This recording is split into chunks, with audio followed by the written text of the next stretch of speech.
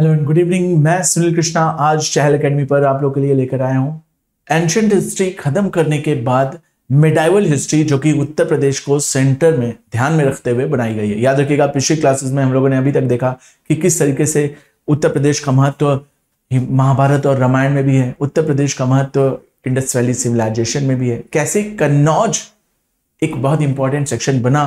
गुप्ताज के बाद जो पोस्ट गुप्ताज हम लोगों ने पढ़ा, उसमें किस तरीके से वर्धन डायनेस्टी ने, ललितादित्य मुक्तापीड ने, यशोवर्मन ने मिलकर अरब के अटैक्स को रोका, और किस तरीके से कन्नौज के लिए ढेर सारे वंश, पाल वंश, सेन वंश, गुर्जर प्रतिहार, राष्ट्रकूट, चंदेल, चेदी, चालुक्य, ऐसे कितने सारे वंश कन्नौज को पाने के लिए लड़ाई करते हैं। उधर से अरबों ने भी अटैक कर दिया। अरबों के अटैक के बारे में मैंने बताया पिछले क्लास में।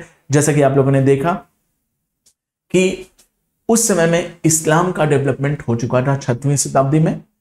जिब्राइल के कहने पर हजरत मोहम्मद साहब ने हीरा नाम की गुफा में कुरान शरीफ लिख दी। कुरान शरीफ कहता है कि धर्म का प्रचार करिए, मूर्ति पूजा मत कीजिए।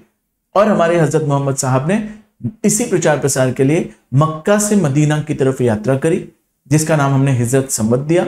622 एडी के बाद आगे चलकर इस्लाम पूरे विश्व में फैला।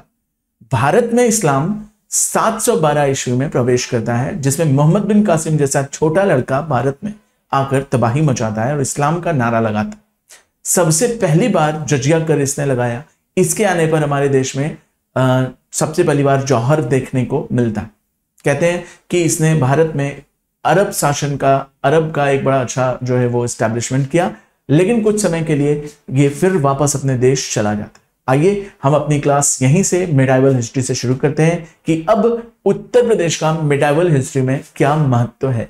जैसा कि पिछली क्लास नंबर 7 में हम लोगों ने मिडाइवल हिस्ट्री का इंट्रोडक्शन देख लिया था। अब हम देखेंगे कि पूरे इतिहास का, पूरे भारत में ही नहीं, उत्तर प्रदेश में भी मध्यकालीन भारत, जो कि इस्लाम भारत के नाम से जाना जाएगा, क्या महत्व है। ये हमारी लेक्चर नंबर 8 होगी। चलिए हम आगे की तरफ बढ़ते हैं और देखते हैं कि आज की क्लास में हम क्या पढ़ेंगे। तो 3 पार्ट में इस क्लास को बांटा गया है। मैं बता देता हूं, अर्ली मिडाइवल किंगडम्स में किस तरीके से गुप्ता एम्पायर का डिक्लेरेशन होना शुरू हुआ, और उत्तर प्रदेश एक विटनेस करता है बड़े लेवल पे ढेर सारे रीजनल किंगडम्स जो क्षेत्रीय स्तर पर बंट चुके होते हैं। छोटे छोटे, पूरे भारत में हर एक राज्य में छोटे छोटे शासक, विकेंद्रीकृत, जो कि केंद्रीकरण नहीं था, वो केंद्रीकरण खत्म होकर छोटे छोटे किंगडम्स डेवलप हो रहे थे और कन्नौज के लिए युद्ध कर रहे थे, अर्थात उत्तर भारत के लिए युद्ध कर रहे थे। तो कन्नौज डायनेस्टी के रूप में सामने आती है, जिसमें हमने कहा कि हर्षवर्धन डायनेस्टी और उसके बाद कन्नौज के लिए प्रोमिनेंटली लड़ने वाले ढेर सारे पॉलिटिकल और रिलीजनल सेंटर। कन्नौज को ध्यान में रखते हुए मैंने ये क्लास बनाई है, जिसमें बहुत सारे वंशों के बारे में और इनके बहुत सारे पॉलिटिकल, कल्चरल और religious centre, economical centre, social centre आपको कन्नौज के रूप में दिखेगा। ये हुई हमारी अर्ली।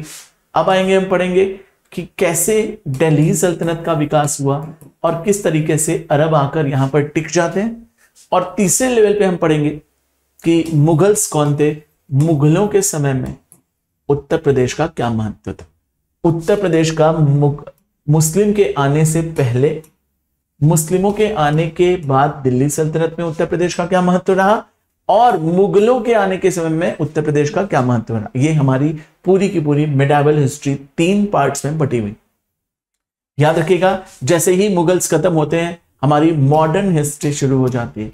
तो मॉडर्न हिस्ट्री में भी उत्तर प्रदेश का कोई महत्व रहा है, इसके बारे में हम लोग केस स्टडी करें।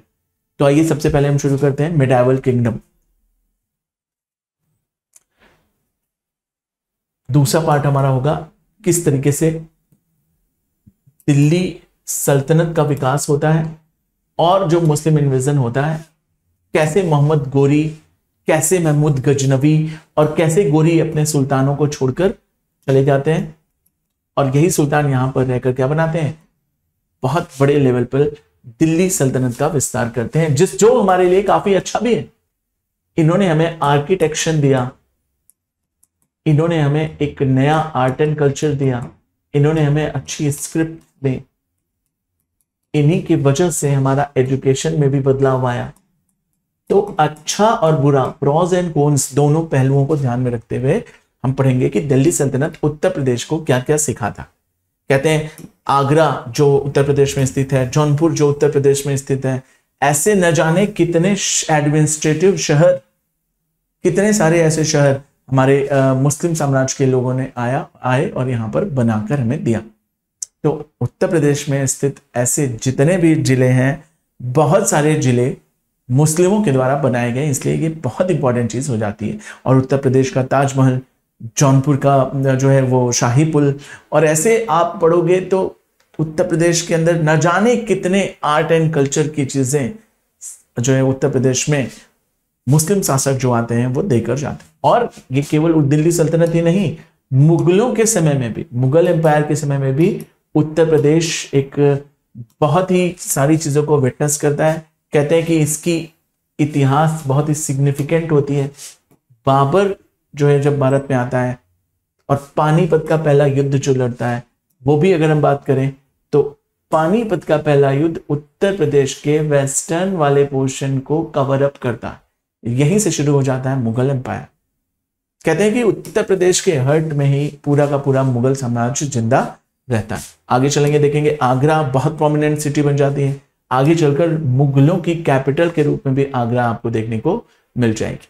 चलिए अगर हम बात करें कि यहाँ पर क्या है तो बताएंगे आगरा फोर्ट, फतेहपुर सीकरी, ताजमहल शाहजहां ने जो बनवाया। इसके अलावा बात करेंगे कि ऐसे और भी बहुत सारे आइकॉनिक सिंबल्स उत्तर प्रदेश को देखने को मिलेगा। मतलब फिर से मैं बता दूं कि मेडाइवल हिस्ट्री में मुस्लिमों के आक्रमण के साथ साथ यहां के हिंदू शाही राजवंश क्या कर रहे थे, उत्तर प्रदेश में राजपूताना कैसे इंपॉर्टेंट है, ये हमारा पहला क्लास होगा। इसके बाद हम देखेंगे कि कैसे दिल्ली सल्तनत उत्तर प्रदेश के लिए इंपॉर्टेंट है। और तीसरी क्लास में हम देखेंगे कैसे मुगल्स हमारे यूपी के लिए इंपॉर्टेंट है। तो पूरी मेडाइवल हिस्ट्री इन्हीं तीन चीजों पर बेस्ड है। तो सबसे पहली क्लास जो हमारी होगी वो होगी अर्ली मेडाइवल एरा, जिसमें हम कन्नौज को ध्यान में रखते हुए पढ़ेंगे कि क्या चल रहा था। तो बताएंगे इस समय में ट्रिपार्टाइट स्ट्रगल के नाम से, जैसे डुएट होता है वैसे ट्रिपार्टाइट होता है। इसमें तीन लोग आपस में एक दूसरे से लड़ रहे थे, तीन अलग अलग, ऐसा नहीं कि दो मिलकर एक हो गए और कोई अलग।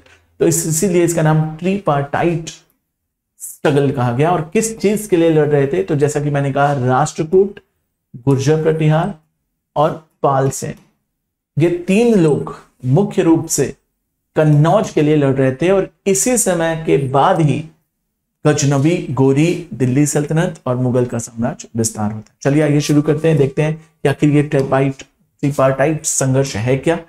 तो शुरू होता है ये संघर्ष पोस्ट गुप्ताज से, अर्थात कोई भी सेंट्रल पावर अब नहीं रहती और इस समय डिसेंट्रलाइज्ड हो जाने के कारण 8वीं सेंचुरी में एक स्ट्रगल शुरू होता है कि कन्नौज को अब कंट्रोल कौन करेगा।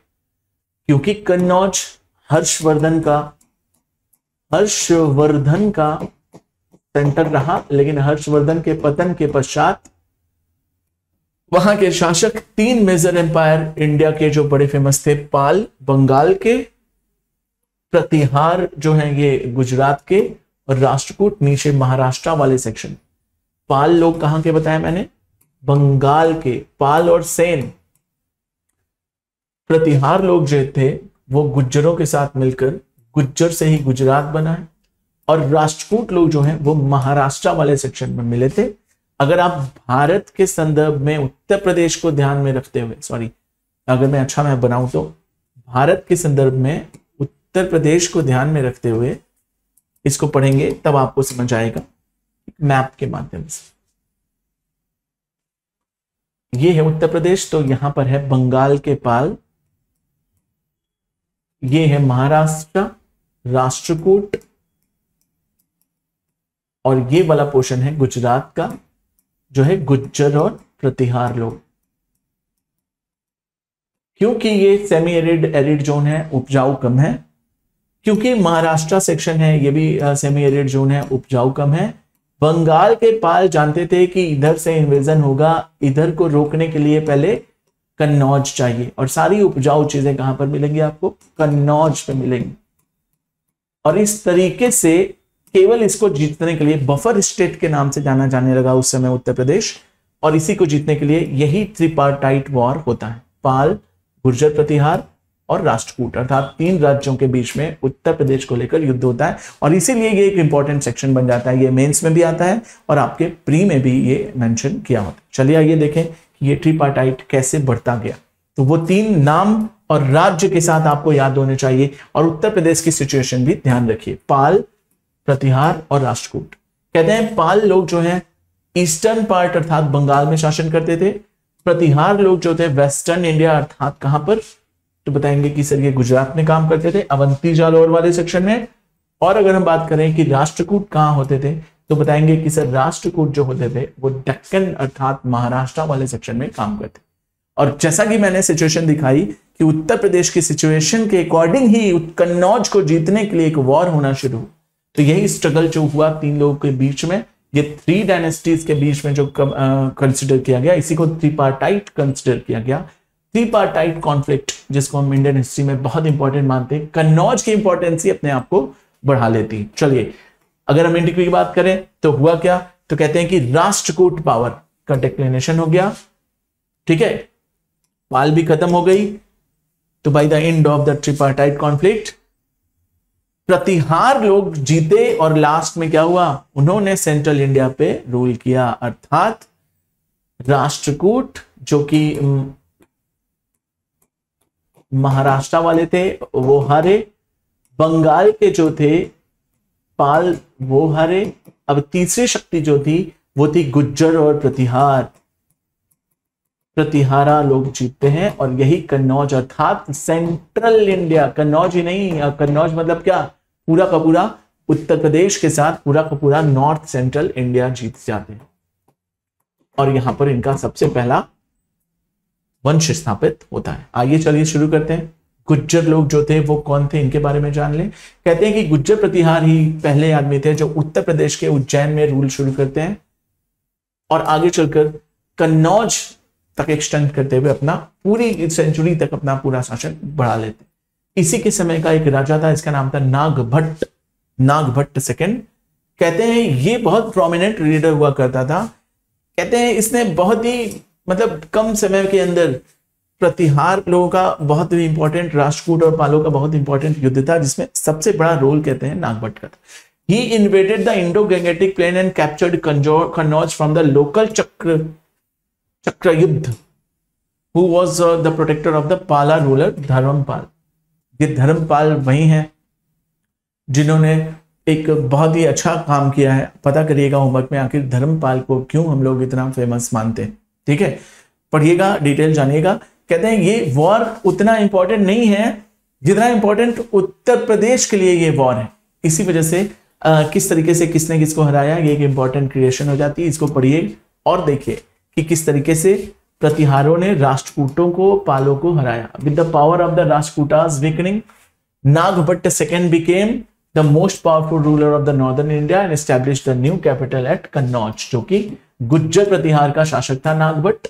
पालों और राष्ट्रकूटों को वो हरा देता है, वीकेंड करके नॉर्दर्न इंडिया का पूरा हब अपने अंडर में कर लेता है। इस तरह से प्रतिहारों की शक्ति क्या हुई, बढ़ती गई, और धीरे धीरे आगे चलकर वो इतनी शक्ति के बाद कमजोर भी हुए, इतने युद्ध के बाद कमजोर हुए। It was further weakened by the major attack of the Deccan led by Rashtrakuta king Indra third, who captured the Kannauj about this. कहते हैं कि राष्ट्रकूटों ने भी एक बार कन्नौज को जीता, और उस समय उसका राजा था इंद्र तृतीय, और काफी प्रतिहारों को युद्ध करना पड़ा। केवल त्रिपार्थित युग में भले ही फाइनली जो है वो जीत गए, लेकिन काफी दिन उसको बचा नहीं पाए, काफी बार जो है उनको वो लॉस झेलना पड़ा। आइए अगर हम बात करें लास्ट में क्या हुआ, तो बताएंगे लास्ट इंपॉर्टेंट किंग जो था, उनका मेन गवर्नर था कन्नौज का, मोहम्मद गजनवी। कब आता है, तो बताएंगे कि 1018 में। He was later killed by the forces of the Chandela king in Vidyadhar. याद रखिएगा, मैं बता देता हूं, इसको पढ़ने की जरूरत नहीं होगी, ध्यान से समझने की कोशिश करिए। मैंने कहा गुप्त डायनेस्टी का पतन हो गया। इसके बाद आते हैं पोस्ट गुप्त में छोटे छोटे शासक। साउथ में मैंने बताया था चोल, चेर और पांड्य। चेर को हम लोग केरल पुत्र के नाम से भी जानते हैं। पांड्य ये वही लोग हैं जिन्होंने संगम लिटरेचर में 3 संगतियां करवाई। चोल, राजराज चोल, राजेंद्र चोल और साउथ के बड़े प्रोमिनेंट जाति हुआ करती थी। ये हमारा टॉपिक नहीं है क्योंकि ये लोग साउथ के थे। नॉर्थ में मुख्य रूप से राष्ट्रकूट, गुज्जर, प्रतिहार एक साथ थे और पाल वंश, इनके साथ सेन भी थे। ये 3 लोग आपस में युद्ध लड़ते हैं और ये सब आपस में युद्ध लड़ लड़के इतना कमजोर हो जाते हैं कन्नौज के लिए कि इनके पास शक्ति ही नहीं बचती। राष्ट्रकूटों को हराया गुज्जरों ने, पालों को हराया गुज्जर ने, और गुज्जर खुद इतने कमजोर हो गए कि भले ही इन्होंने शासन तो किया कन्नौज पर, लेकिन इतना सेंट्रलाइज्ड पावर नहीं बना पाए क्योंकि ये तीनों कमजोर हो चुके थे। इसके अलावा और भी छोटे मोटे राज्य कमजोर हो चुके थे। उसी समय में मैंने कहा था इस्लाम का उदय हो चुका था और इस्लाम अर्ली मेडाइवल पीरियड के कमजोर राजपूत और आपस में लड़ते हुए राजपूतों का फायदा उठाकर अरेबियंस, जिनमें से सबसे पहले मोहम्मद बिन कासिम, उसके बाद मोहम्मद गजनवी और उसके बाद गोरी। क्या क्या बताया मैंने? सबसे पहले कासिम, फिर गजनवी और लास्ट में गोरी, जो कि अपने दासों को छोड़कर जाता है और जो दिल्ली सल्तनत का निर्माण करते हैं। भारत के, उत्तर भारत के पोषण में अपना आधिपत्य स्थापित करके नए नए शहरों की स्थापना करते हैं। और यही है हमारा मेडाइवल हिस्ट्री का कॉन्सेप्ट, जिसको हमने अर्ली मेडाइवल पीरियड से समझा। अब मेडाइवल पीरियड के दिल्ली सल्तनत की तरफ हम चलेंगे। गजनवी भारत पर आते हैं। इनके बारे में मैं बता दूं क्योंकि इन्होंने चंदेल शासकों से भी जो है वॉर किया। He was later killed by the forces of Chandel Vidyadhar. But इसके बारे में पहले समझिए कि क्या था ये गजनवी, क्या चाहता था। Small Parthian principal apparently survive the area of the Prayagraj for about generations. कहते हैं कि गजनवी के अटैक के समय में प्रतिहार गुर्जर तो थे। कहते हैं कि इन्हीं के समय में एक चंदेल शासक था, विद्याधर। चंदेल शासक वही है जिन्होंने खजुराहो का मंदिर बनवाया। उन्होंने जो है वो गजनवी को रोका, लेकिन ऐसा रोका नहीं। कहते हैं गजनवी ने भारत पर कुल मिलाकर 17 बार अटैक किया और सारे टेम्पल्स को तोड़ दिया, लूटा। इसी के समय में इसके दरबार में उत्तबी नाम का एक बहुत बड़ा विचारक था जिसने इसको ज्ञान दिया और यहां पर जिहाद का नारा लगाया। जिहाद का नारा लगाने वाला सबसे पहले गजनवी था। गजनवी ने 17 बार अटैक किया और 17 बार मंदिर लूटे। उत्तबी के कहने पर इसने जिहाद का नारा लगाया और धर्म का प्रचार प्रसार किया। और उत्तर प्रदेश में आप देखेंगे आज भी मुस्लिम और हिंदू का दोनों का एक हब रहता है। तो ये जाता है श्रेय गजनवी और आए हुए दिल्ली सल्तनत और मुगलियंस को। कहते हैं कि इसने थानेश्वर का मंदिर, नागरकोट का मंदिर, ज्वालामुखी का मंदिर और साथ ही साथ गुजरात का सोमनाथ का मंदिर भी तोड़ा। ठीक है, इसीलिए इसको मूर्ति भंजक बुद्ध शिकन का नाम दिया जाता है। और तोड़ते तोड़ते उत्तर प्रदेश के चारों तरफ, पूरे नॉर्थ इंडिया में इसने क्या किया, ढेर सारे मंदिरों की लूटपाट और तोड़ वगैरह करी। कहते हैं कि 17 बार अटैक किया।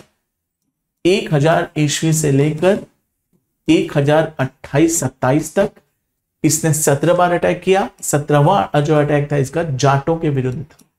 बहुत सी जातियों ने इसे परेशान कर रखा था और 1030 में इसकी मौत हो जाती। कहते हैं मलेरिया से, कहते हैं जाटों ने मार दिया, अलग अलग नाम होता है। तो इसमें उत्तर प्रदेश का क्या इंपॉर्टेंस था, क्योंकि कासिम भले ही उत्तर प्रदेश तक नहीं सिंध तक आया 712 में अरब, लेकिन ये तुर्की थे। जो गजनवी और गोरी आते हैं ये अरेबियन ना होकर तुर्की हुआ करते थे। तो सबसे पहला अरेबियन अटैक 712 में मोहम्मद बिन कासिम हुआ। उसके 300 साल बाद गजनवी आते हैं जो तुर्क रहते हैं। तुर्क जो है पहली बार भारत में, उत्तर प्रदेश में प्रवेश करते हैं। इनके पतन के बाद फिर आता है लगभग 100 साल बाद अपना गजनवी। गजनवी के बाद आता है गोरी। ठीक है, कासिम के बाद गजनवी, गजनवी के बाद गोरी। ये लोग रहते हैं तुर्क, लेकिन ये बंदा रहता है अरब। अरबी, याद रखिएगा, एक क्वेश्चन कभी बने तो बताएंगे कि भारत में अरबी अटैक और तुर्की अटैक में पहले कौन सा हुआ, अरबी। और गजनवी के बाद गोरी ही तुर्क था जो अपने तुर्क मुसलमान और दासों को छोड़कर भारत में चला जाता और यहीं पर शासन शुरू हुआ। चलिए हम आगे बढ़ेंगे और देखेंगे कि इंपॉर्टेंसी कन्नौज की बड़े लेवल पर इंपॉर्टेंसी देखी हमने। Kannauj was situated at the Ganga, trade route के लिए अच्छा था, फर्टिलिटी के लिए अच्छा था, एग्रीकल्चर के लिए अच्छा था, एनिमल हस्बेंड्री के लिए अच्छा था, और सबसे बड़ी बात कन्नौज जम्मू कश्मीर वाला पोर्शन भी कवर अप कर लेता था। तो यहां से सिल्क रूट पर ट्रेड करने, ये पोर्शन पूरा कन्नौज का एम्पायर था, तो ये सिल्क रूट से रोम को, चाइना को ट्रेड करने के लिए भी एक अच्छा रास्ता बन जाता है। ठीक है, इसीलिए ये भी बहुत इंपॉर्टेंस रखता है। तो सिल्क रूट कन्नौज से ही होते हुए जाती, कन्नौज एम्पायर से ही होते जाती। इस तरह से कन्नौज वर्ल्ड लेवल पर कमर्शियली, स्ट्रेटेजिकली, इकोनॉमिकली, एग्रीकल्चरली हर तरीके से इंपॉर्टेंट हो जाता है। चलिए आइए आगे बढ़े कि मिडाइवल हिस्ट्री ऑफ इंडिया भी हम लोगों ने अर्ली मिडाइवल पढ़ा, इसमें क्या सिचुएशन थी हिंदू शाही राजपूतों की और किस तरीके से 3 प्रोमिनेंट अटैकर्स यहां पर आए और उत्तर भारत को काफी प्रभावित किया, और किस तरीके से सिल्क रूट हमारे कन्नौज के लिए इंपॉर्टेंट था। अब हम मिडाइवल हिस्ट्री का सेक्शन शुरू करेंगे। मिडाइवल हिस्ट्री में हम लोग पढ़ेंगे कि आखिर कहां से शुरुआत होती है मिडाइवल हिस्ट्री की, इसको समझेंगे। उसके बाद हम थोड़ा फैक्ट की चीजों को ध्यान में रखते हुए, क्योंकि पूरी कहानी, पूरा इतिहास नहीं पढ़ना, हमें उत्तर प्रदेश के दिल्ली सल्तनत के समय में जितने भी इंपॉर्टेंट साइट्स, इंपॉर्टेंट घटनाएं घटी हैं, उनको ध्यान में रखते हुए पढ़ना। तो हम किसी लीडर वाइज, जैसा कि एंशिएंट हिस्ट्री में हम लोगों ने पढ़ाई करी कि चैप्टर वाइज चैप्टर चले, क्योंकि उत्तर प्रदेश का उतना इंपॉर्टेंस दिखा, क्योंकि अपना धर्म था। अब जो धर्म आया है वो आया इस्लाम धर्म, तो इसकी इंपॉर्टेंसी इतनी कम दिखती है। उत्तर प्रदेश हाईलाइट होकर केवल 2 जगह पर दिखेगा, आगरा और जौनपुर के रूप। ठीक है, जैसा कि मैंने पीछे बताया हुआ। बट चलिए हम शुरू करते हैं। मिडाइवल हिस्ट्री का एक हल्का टच फिर से दे दूं। इस्लाम का उदय हो चुका था, कुरान शरीफ के अकॉर्डिंग इस्लाम फैलाया जा रहा था। सबसे पहली बार भारत में इस्लाम आता है 712 अरब के अटैक के कारण। चचनामा में भी ये लिखा हुआ है कि अरब का अटैक हुआ। इसके बाद आते हैं 1000 ईस्वी में तुर्क। यहां पर ये शासन नहीं करते, केवल लूटपाट करते हैं। 17 बार अटैक। गजनवी, अरब के समय में कासिम था, तुर्क के समय में गजनवी था, और दूसरे तुर्क जो आए वो आए गोरी। गोरी भी यहां पर लूटपाट करता है। कहते हैं यहां के एक राजा थे पृथ्वीराज चौहान, और गोरी के बीच में तराइन का युद्ध हुआ। तराइन 1 का युद्ध हुआ जिसमें गोरी तो हार गया, लेकिन तराइन का दूसरा युद्ध हुआ, यहां के राजपूत थे, जिसमें गोरी जीत गया। और यहीं से भारत में तुर्की साम्राज्य की स्थापना हुई। अभी तक तुर्क अटैक करके, लूटपाट करके चले जाते थे, लेकिन उसके बाद अब तुर्की शासन यहां पर शुरू हो गया, जिसको हम गोरी के दास के रूप में, स्लेव के रूप में जानते हैं। तो कौन था यहां पर सबसे पहला शासन करने वाला जिसने दिल्ली सल्तनत की स्थापना करी? तो बताएंगे वो बंदा है कुतुबुद्दीन ऐबक। और कुतुबुद्दीन ऐबक ने सबसे पहली बार दिल्ली को शासन बनाया, लाहौर को राजधानी बनाई, और भारत रुक कर गोरी के चले जाने के बावजूद, कहते हैं गोरी को खोखरों ने मार दिया, उसके बाद यहां पर रुककर भारत पर शासन करता है। और 5 वंश आते हैं। वो 5 वंश कौन से हैं दिल्ली सल्तनत के, एक बार देख लीजिए। बता दूं मैं, मिडाइवल हिस्ट्री के दिल्ली सल्तनत में सबसे पहला है स्लेव डायनेस्टी, जिसको मामलूक भी कहते हैं, इसको हम दास वंश भी कहते हैं, इसको हम गुलाम वंश भी कहते हैं। ठीक है, चलिए दूसरी डायनेस्टी जो आती है वो आती है खिलजी डायनेस्टी। कहते हैं खिलजियों ने सबसे कम, मुश्किल से 30 साल शासन किया। फिर तीसरी डायनेस्टी आती है तुगलक डायनेस्टी। कहते हैं तुगलकों ने सबसे ज्यादा, कम से कम 90 से 94 साल शासन किया। इसके बाद आते हैं पूरे भारत में, उत्तर भारत और दक्षिण भारत को मिलाकर, ज्यादातर उत्तर भारत में, उत्तर प्रदेश के सेंट्रल एरिया में आते हैं हमारे सैयद वंश। सैयद वंश कहते हैं कि इन्होंने जो है 37 ईयर्स शासन किया। और 5वां सबसे प्रोमिनेंट लोधी, कहते हैं कि ये लोधी लोग जो थे अफगानी हुआ करते थे।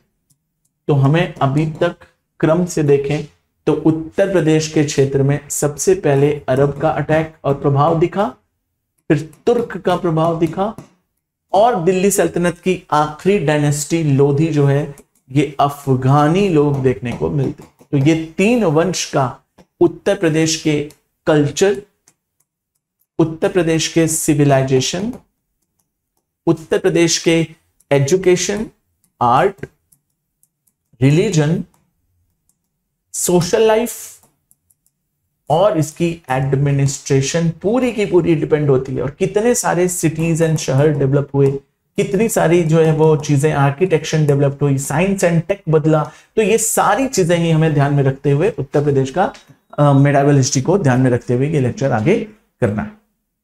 एक हल्का सा टच दिया है मैंने, क्योंकि मेडावल हिस्ट्री की शुरुआत कर रहा हूं तो आपके दिमाग में मेडावल हिस्ट्री पता होनी चाहिए, तब जाकर आपको उत्तर प्रदेश के इंपॉर्टेंसी के साथ ये बात समझ आएगी कि क्यों उत्तर प्रदेश का इतिहास मध्यकालीन भारत में जरूरी था। तो इसको मैंने आपको बुलेट पॉइंट्स के रूप में बताया, क्योंकि उत्तर प्रदेश बहुत ही कम इस क्षेत्र में दिखेगा, ज्यादातर दिल्ली और उसके आसपास वाले एरियाज जरूरी होते हैं, बट जहां पर बहुत ज्यादा जरूरी रहा है मैंने उसे हाईलाइट करके समझाया। तो चलिए आइए शुरू करें। सबसे इंपॉर्टेंट और प्रोमिनेंट चीज अगर आपको उत्तर प्रदेश में दिखेगी तो आगरा। कहते हैं कि इसको हमारे 1504 ईस्वी में सबसे पहली बार सिकंदर लोदी ने बनाया। उत्तर प्रदेश का सबसे प्रोमिनेंट शहर जो कि इतिहास, कला और किसी भी क्षेत्र में सबसे ज्यादा जरूरी है, उसको सुल्तान सिकंदर लोदी ने बनाया। मैंने कहा था कि सिकंदर लोदी पहले अफगानी हुआ करते थे। दुनिया में, भारत में अगर कोई पहली बार अफगानी आया तो वो सिकंदर लोदी। बहलोल लोदी ने लोदी वंश की स्थापना करी, उसके बाद सिकंदर लोदी और उसके बाद इब्राहिम लोदी आखिरी शासक रहते हैं दिल्ली सल्तनत के। उन्हीं का, इब्राहिम लोदी का ही बाबर अर्थात मुगल से युद्ध होता है पानीपत का, और लोदी वंश की खात्मा हो जाती है। तो अगर आप पूछे यूपी के संदर्भ में इंपॉर्टेंट बताइए सर, इतिहास तो ऐसे चलता रहेगा, तो इंपॉर्टेंट क्या है? आगरा शहर का निर्माण। यही वो आगरा है जहां पर ताजमहल है, और यही वो आगरा है जहां पर आगरा का फोर्ट है अकबर का। याद रखिएगा, इसको ही बनाया है सुल्तान सिकंदर लोदी ने 1504 ईस्वी, और अपनी राजधानी भी शिफ्ट कर लेते हैं दिल्ली से आगरा। अगर बोले सिकंदर लोदी, इब्राहिम लोदी, ये सब कौन है, तो बताएंगे ये सब आगरा के सिंहासन पर बैठे हुए लोग हैं। और यही वो इब्राहिम लोदी है जिसको बाबर ने पहले पानीपत के युद्ध में 1526 में हराया, और बाबर ने ओवर सीज किया नया एस्टेब्लिशमेंट। दिल्ली सल्तनत को खत्म करते हुए इसने अपना नया सल्तनत शुरू किया, मुगल्स। तो मतलब दिल्ली सल्तनत के बाद उत्तर प्रदेश पर शासन करने वाले मुगल्स आए। मुगल्स एक्चुअली नियो मुस्लिम हुआ करते थे, जिसको दिल्ली सल्तनत में कुछ मंगोलो लोगों को जो है वो पावर दी गई कि आप यहां आकर रहिए, थोड़े से शिक्षित और विकसित हुए, जो आगे चलकर भारत पर शासन करते हैं, दिल्ली सल्तनत का खात्मा करते हैं। आगरा और भी बहुत इंपॉर्टेंट है क्योंकि यहाँ पर एजुकेशन के साथ साथ आर्ट, कल्चर और मुगलों के पीरियड के समय में आर्किटेक्ट्स जो भी बने वो बहुत इंपॉर्टेंट हो जाते हैं। इसी समय में, मुगलों के समय में, इंडिगो एक बहुत अच्छी कल्टीवेशन हुआ करती थी, खासतौर पर आगरा उत्तर प्रदेश में हुआ करती थी। इंडिगो के बारे में बता दूं, इसको नील की खेती कहते हैं। कपड़ों के लिए, रंग के लिए एक तरह का बहुत अच्छा उपज होता था, जो कि बायोलॉजिकल उगाया जाता है ऑर्गेनिक तरीके से। आगे चलकर अंग्रेजों ने सिंथेटिक जो है इंडिगो नील बना दी, जिसको लेकर तिनकठिया आंदोलन हुआ था, जिसको गांधी जी ने चंपारण, बिहार के चंपारण आंदोलन के नाम से फेमस किया। और पहली बार गांधी जी ने अंग्रेजों के खिलाफ युद्ध किया इंडिगो को ही लेकर। तो इंडिगो सबसे पहले प्रोमिनेंटली कहाँ उगाया जाता था, तो मुस्लिम कल्चर के समय में ही इंडिगो इंपॉर्टेंट था, आगरा में उगाया जाता था। तो आगरा एक और चीज के लिए फेमस हुआ। आगे हम बात करें उत्तर प्रदेश क्यों फेमस था, तो केवल मुगलों के इतिहास के लिए नहीं, हिंदुस्तान में जितने भी इतिहास रहे हैं वो आगरा उनमें उनसे अछूता नहीं रहा। लेकिन अभी हम पढ़ रहे हैं कि मेडावल हिस्ट्री, तो हमें आगरा मेडावल हिस्ट्री के टर्म में पढ़ना है। किसने आगरा फोर्ट बनाया, तो बताएंगे अकबर ने यहाँ पर आगरा शहर किसने बनाया, सिकंदर लोदी 1504 में। आगरा फोर्ट किसने बनाया, तो बताएंगे कि अकबर ने बनाया था। दिल्ली के भार को कम करने के लिए, दिल्ली के अटैक्स को बचाने के लिए सपोर्ट में आगरा बनाया गया। उधर से मंगोलों का आक्रमण और तरह तरह के आक्रमणकारी लोगों को बचाने के लिए आगरा का फोर्ट बनाया गया, और कहते हैं अकबर का किला के नाम से ये फेमस हुआ। इसको फोर्ट ऑफ अकबर के नाम से जाना जाता। चलिए आगे बढ़ेंगे। हम देखते हैं कि नूरजहां यहां पर अपने पिता एतमादुद्दौला का आगरा में एक क्या बनाती है, टॉम्ब। इसके बारे में मैं बता दूं, नूरजहां जो थी इसी को मेहरुन्निसा कहा जाता था। मेहरुन्निसा क्यों ये फेमस हुई? कहते हैं कि जहांगीर से इनकी शादी होती है, लेकिन जहांगीर से शादी से पहले अली कुली बेग की बीवी रहती है। अली कुली बेग के मरने के बाद अली कुली बेग की विधवा मेहरुन्निसा जहांगीर से मिलती है और इनसे ब्याह हो जाता है, जिसके लिए इसका नाम बदल जाता है। क्या नाम हो जाता है? नूरजहां, क्योंकि जहांगीर के नाम में भी जहां लगा है, तो नूर पहली बार इनको देखते हैं, इसलिए उसका नाम नूरजहां रख देते। नूरजहां ने अपने पिता गियास बेग जिनको उपाधि मिली थी एतमादुद्दौला की भी, इनके मरने के बाद आगरा में पिट्रा ड्यूरा तरीके से इन्होंने क्या किया, अपने पिता का मकबरा बनाया। ये पिट्रा ड्यूरा एक विधि होती है जिसमें दीवारों को सजाया जाता है, अलंकृत किया जाता है। कहते हैं कि पेंटिंग से, कभी कभी 3D उभार से, ठीक है, या कभी बहुत सारे कीमती पत्थरों को दीवार के अंदर जड़ी के रूप में जड़ देने से जो आधे अंदर रहते हैं और आधे बाहर छूने पर उभरे हुए प्रतीत होते हैं, लेकिन उन्हें बाहर नहीं निकाला जा सकता। इसी विधि को पिट्रा ड्यूरा कहते हैं, जो कि कहते हैं कि नूरजहां ने ही खोजा था। नूरजहां ने पेटीकोट गवर्नमेंट, जिसको हम लेडीज शासन कहते हैं, वो भी शुरू किया। और सबसे इंपॉर्टेंट चीज होती है कि इनकी मां का नाम था अस्मत बानो बेगम। इन्होंने इत्र की खोज की थी, जिसको हम परफ्यूम कहते हैं, अस्मत बानो बेगम। ये सब चीजें मैंने कहा था ना, कॉपी पेन लेकर बैठा करिए और लिख लिया करिए। इन्होंने परफ्यूम खोजा, ये मां थी मेहरुन्निसा की। चलिए और किस तरीके से, तो बताएंगे कि हमारे आगरा अर्थात उत्तर प्रदेश में ताजमहल है, जो शाहजहां बनवाते हैं अपनी बीवी मुमताज महल की याद में। हमारे यहाँ दीवाने आम और दीवाने खास है आगरा में। दीवाने आम ऐसे समझ लीजिए कि लोकसभा, और दीवाने खास ऐसे समझ लीजिए कि राज्यसभा।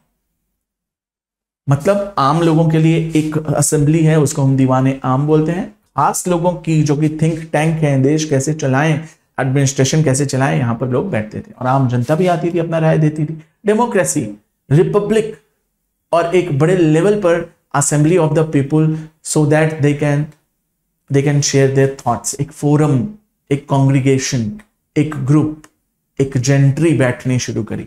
ठीक है, कहां पर? आगरा में। अगर बोले मोती मस्जिद कहां पर है, तो बताएंगे कि सर आगरा में। और भी कहते हैं मोती मस्जिद जो बनाया था ये शाहजहां ने बनवाया था, बहुत ही सुंदर आगरा में बना हुआ है प्रतीक है। कभी जाइए आगरा और जरूर घूमिए।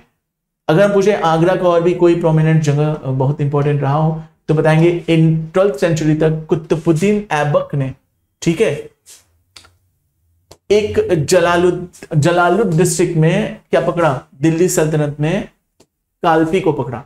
Kalpi and made it part of the Delhi सल्तनत। कालपी कहां पर है? तो आपने सुना होगा झांसी की रानी के समय में ये शब्द, और ये उत्तर प्रदेश के ही पास में, अर्थात आगरा के पास दूसरा जो है प्रोमिनेंट शहर दिखा हुआ हमें, कालपी भी दिखा।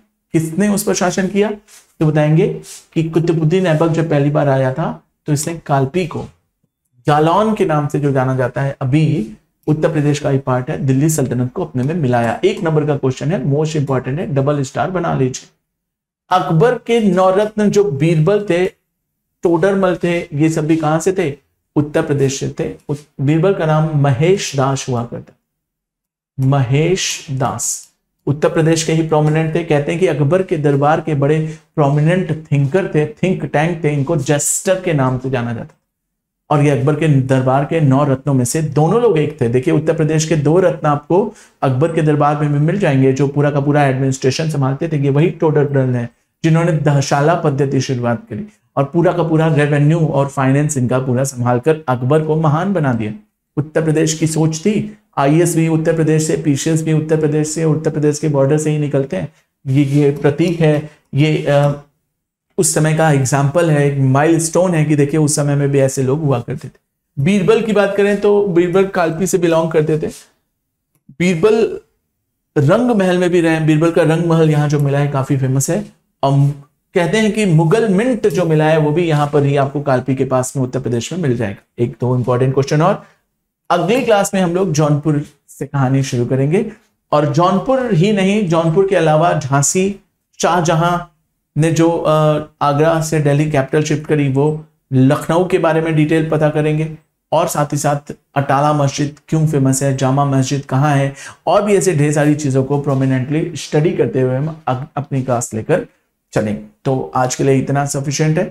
अगली क्लास जो मेरी 9वीं क्लास होगी वो आपको मेडाइवल हिस्ट्री के सारे शहरों और क्यों इंपॉर्टेंट है कला के लिए, युद्ध के लिए, एजुकेशन के लिए, किस तरीके से इन सारी इंपॉर्टेंसी को ध्यान में रखते हुए मैं आपको नेक्स्ट क्लास में लेकर चलूंगा। ये सारी चीजों के नोट्स बनाइए, पढ़िए, खुद से भी कुछ चीजें जानिए और जो टॉपिक मैं पढ़ाता हूं उसको और ढूंढ कर डिटेल जानने की भी कोशिश कीजिए। तो चलिए फिर नेक्स्ट क्लास में मिलते हैं, तब तक के लिए बाय बाय, जय हिंद।